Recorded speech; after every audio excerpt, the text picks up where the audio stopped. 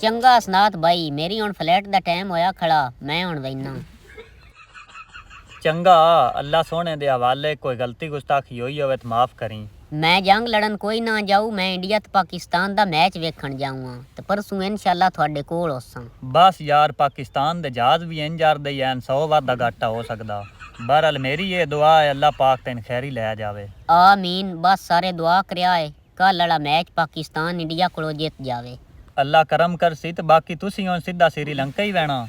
नहीं, असां हुण इत्थों सीधा दुबई वैणा, उत्थे शाहरुख खान नाल मुलाकात करनी, उस नूं असां 5-10 मिनट टाइम देना, उत्थों ही असां सीधा श्रीलंका रवाना हो वैणा।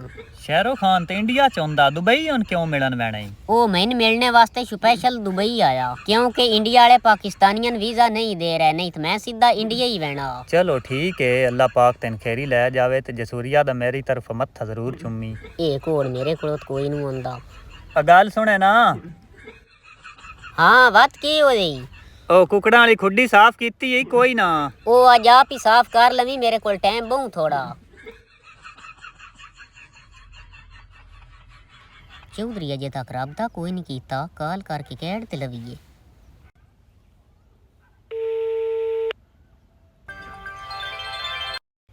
हेलो, ये चंगा कीते जेड़ा फोन कर ले, मैं भी हुण तेरे ही